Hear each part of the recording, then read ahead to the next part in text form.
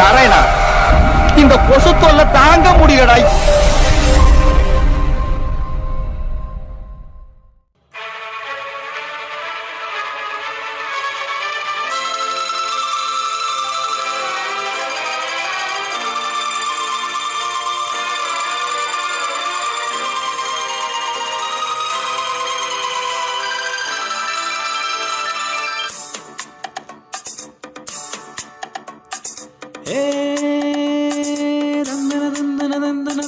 சொர்க்கமே என்றாலும் நம்ம மேட்டுப்பாளையம் போல வருமா?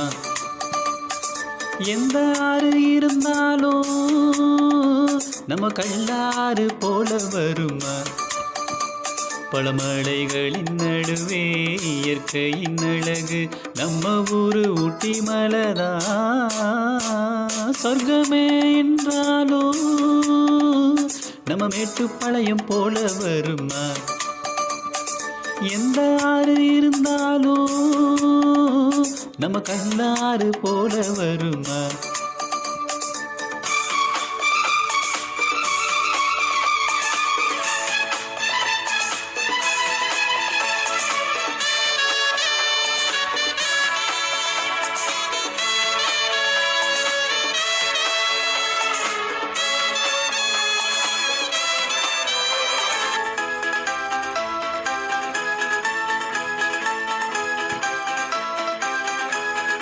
காரு சந்தை இருக்கு, காய்கறி மார்க்கெட் இருக்கு, நம்ம ஊரு புகழ சொல்லத்தான்.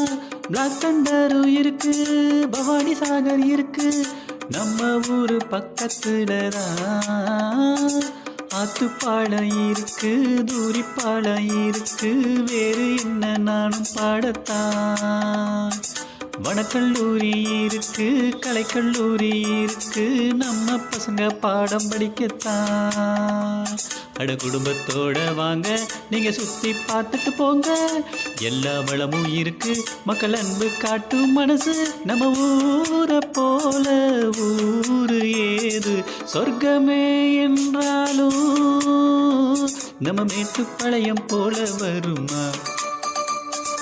எந்த ஆறு இருந்தாலும் நம்ம கல்லாறு போல வருமா?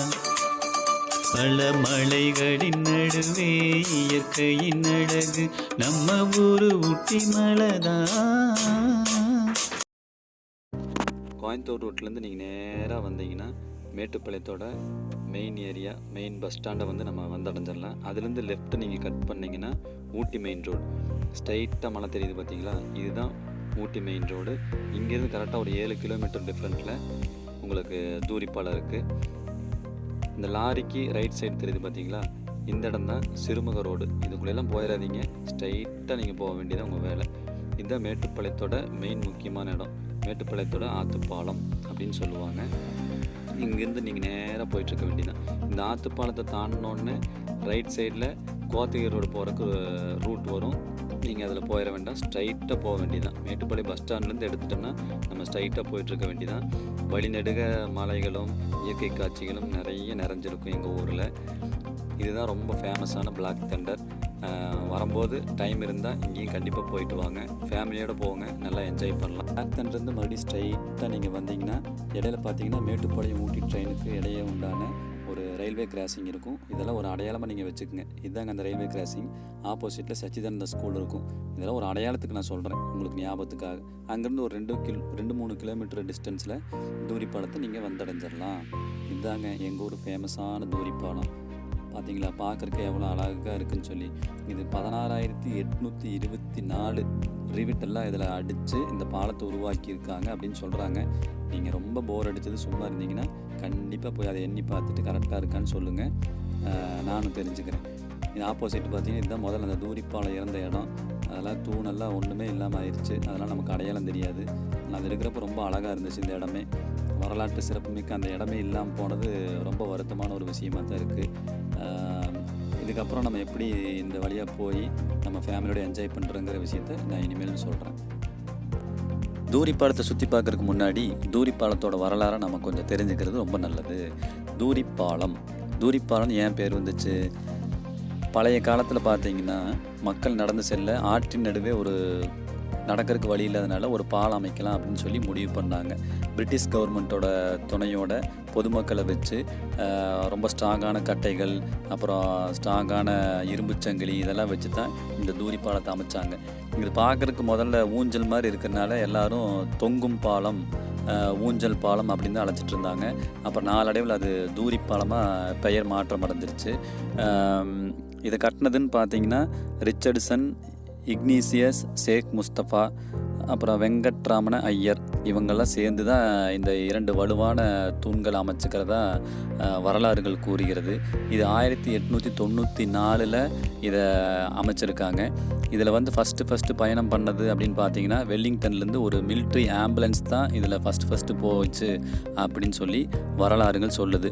அப்புறம் நாளடைவில் பார்த்தீங்கன்னா அது பராமரிப்பு இல்லாத காரணத்தினால அப்படியே வலுவடைஞ்சு அதை வந்து யாரும் கண்டுக்காமல் அப்படியே பாழாகி போச்சு. ஆனால் மிக ஸ்ட்ராங்கான ஒரு பாலம் அப்படின்னு பார்த்தோம்னா வரலாற்றில் இது இடம் பிடிக்குது. அதுக்கப்புறம் 1925 தான் கல்கத்தாவில் சில கான்ட்ராக்ட் கம்பெனிகளை வச்சு அதுக்கப்புறம் இரும்பு தண்டவாளங்களை கொண்டு இந்த பாலத்தை அமைச்சிருக்கிறாங்க. இந்த இரும்பு தண்டவாளங்கள் பார்த்திங்கன்னா கிட்டத்தட்ட 18,624 ரிவிட்டு வச்சு இதை அமைச்சிருக்கிறதா சொல்கிறாங்க. இது வரைக்கும் யாரும் அதை போய் எண்ணி பார்க்கல. அப்புறம் இதுவும் நாளடைவில் ரொம்ப ஸ்ட்ராங் இல்லாமல் போன காரணத்தினால இந்த பக்கம் புதுசாக ஒரு பாலம் கட்டலாம் அப்படின்னு சொல்லி இடம் கேட்டிருக்காங்க. ஆனால் மக்கள் அதில் வாழ்ந்துக்கிட்டு இருக்குங்காட்டிக்கு அது அனுமதி கிடைக்காதனால அந்த பழைய தூணையே இடித்து அதிலேயே பாலம் கட்ட வேண்டிய ஒரு சூழ்நிலை ஆயிடுச்சு. இதனால தான் அந்த பழைய ஒரு நினைவு சின்னம் இல்லாத ஒரு சூழ்நிலை ஆயிடுச்சு. அதுக்கப்புறம் இப்போ புதுசாக பாலம் போட்டிருக்காங்க. இது வழியாக தான் இப்போ எல்லாமே பயணங்கள் ஆகிட்டுருக்கு. பழைய பாலம் பார்த்திங்கன்னா இன்னும் அப்படியே தான் இருக்குது.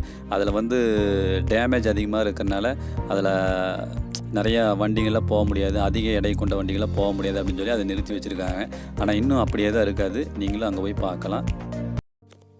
ஆரம்பிக்கலாங்களா? சும்மா கமல் ஸ்டைலில் ட்ரை பண்ணுங்க.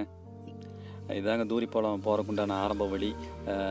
சைடில் பார்த்திங்கன்னா சுற்றியும் பெரிய பெரிய மரம், செடி, கொடி, கிளைகள் எல்லாம் இருக்கும். எல்லோரும் ஊர் மாதிரி தான். நம்ம ஊர்லேயும் நல்லா சிறப்பாக இருக்கும், நல்ல மூலிகை வாசமாக இருக்கும்.